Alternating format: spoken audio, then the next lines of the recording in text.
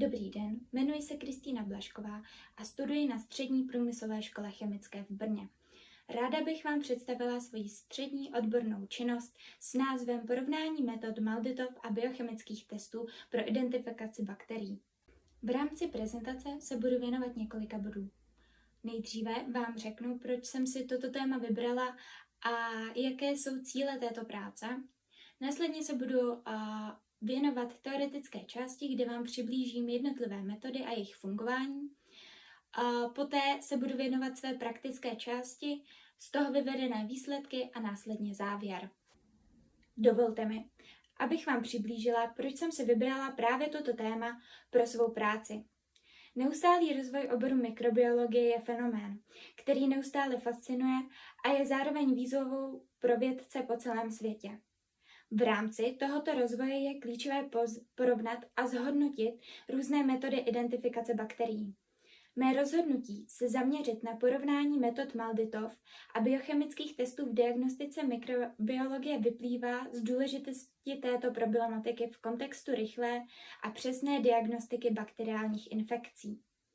Důležitost tohoto tématu spočívá v potřebě objektivně zhodnotit efektivitu a spolehlivost jednotlivých metod, což má přímý dopad na léčebné postupy a kvalitu péče poskytované pacientům. Osobně mám k tématu mikrobiologie blízko již několik let. Nýbrž již 4 roky vypomáhám v diagnostické laboratoři Sevaron a tato zkušenost mě přivedla k uvědomění si důležitosti přesné a efektivní diagnostice bakteriálních onemocnění a motivuje mě k hlubšímu porozumění a objasnění metod identifikace bakterií. V mé práci jsem se zaměřila na porovnání 2 hlavních metod pro identifikaci bakterií. A to jsou konkrétně metody Malditov a biochemické testy. Cílem bylo analyzovat tyto metody na základě klíčových parametrů, jako je přesnost identifikace, časová náročnost, nákladová efektivita, manipulace a praktická použitelnost, dostupnost a aplikovatelnost. Věřím, že poskytnuté informace budou sloužit jako cenný zdroj při rozhodování o volbě optimální metody pro diagnostické laboratoře. Dále se těším na přispění k diskuzi o perspektivách identifikace bakterií v lékařské mikrobiologii a na sdílení poznatků a pochopení z této oblasti. Nyní vám stručně přiblížím teoretickou část své práce, kde jsem se věnovala metodám pro identifikaci bakterií. Začněme metodou Malditov.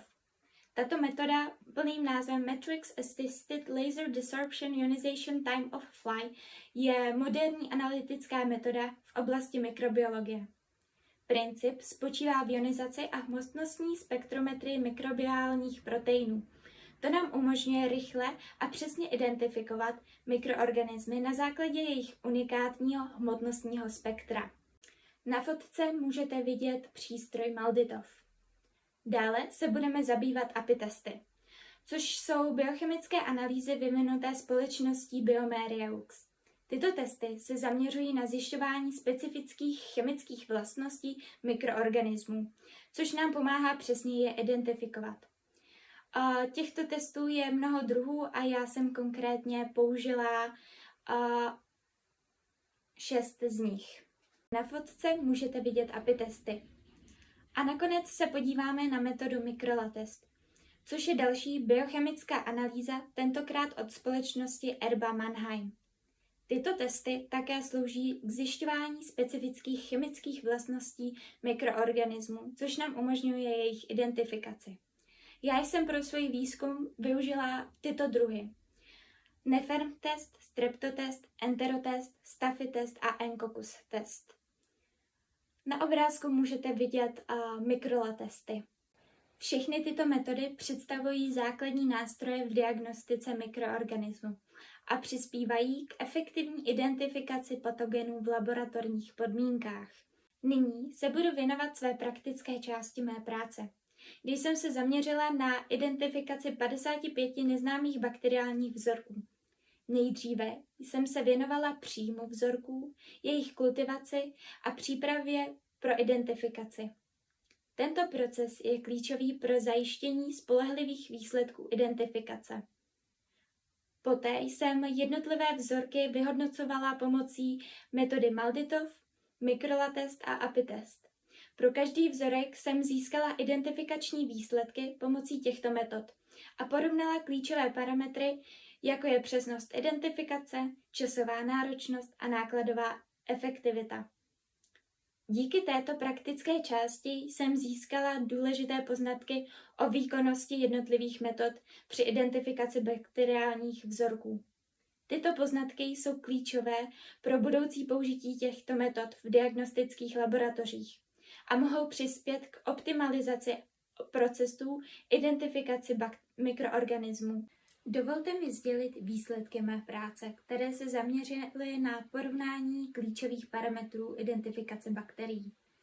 Prvním zkoumaným parametrem byla přesnost identifikace.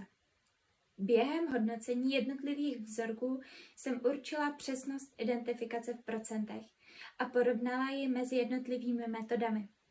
Zjistila jsem, že metoda MALDI-TOF dosahuje průměrné přesnosti 78%.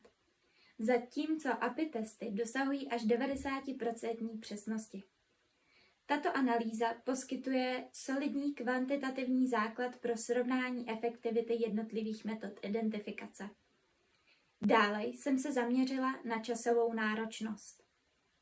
Rychlá identifikace bakterií je klíčová pro promptní volbu léčebné metody.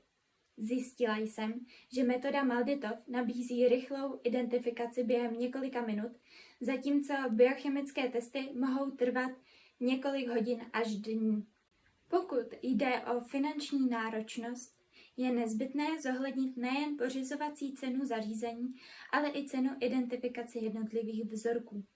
Zjistila jsem, že identifikace jednoho vzorku pomocí metody MALDI-TOF je výrazně nižší ve srovnání s API testy a mikrolatesty. Rozdíl ve finanční náročnosti mezi oběma metodami se odrazí v ceně identifikace jednotlivých vzorků.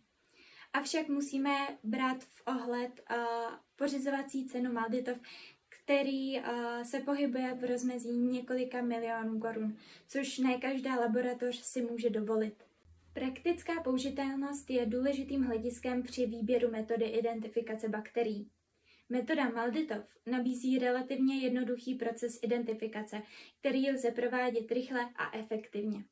Na druhou stranu, biochemické testy mohou vyžadovat další přípravu vzorků a manuální manipulaci s chemikáliemi, což může být náročnější a zdlouhavější. Náklady na školení personálu jsou taky důležitým faktorem. Zatímco metoda MALDI-TOF může vyžadovat školení personálu v obsluze specifického zařízení a interpretaci výsledků, biochemické testy mohou vyžadovat znalosti jednotlivých testů a jejich interpretaci. Proto je důležité zohlednit jak pořizovací náklady na zařízení, tak náklady spojené se školením personálu. Vliv na životní prostředí je též důležitým aspektem. Metoda MALDI-TOF může v některých případech vyžadovat použití chemikálií pro přípravu vzorků, což může mít negativní dopad na životní prostředí. Na druhou stranu, biochemické testy mohou vyžadovat větší množství jednorázových spotřebních materiálů, což také může přispívat k negativním vlivům na životní prostředí. A posledním aspektem je přenositelnost a flexibilita. To se týká schopnosti metody být použitelná v různých laboratorních prostředích a pro různé druhy bakteriálních kmenů. Zatímco metoda MALDI-TOF může být vhodná pro širokou škálu bakteriálních kmenů a může být prováděna v různých typech laboratoří, biochemické testy mohou být specializované na určité druhy bakterií a mohou vyžadovat specifické laboratorní podmínky. Je tedy důležité zvážit flexibilitu a přenositelnost metody v závislosti na potřebách a možnostech laboratoře.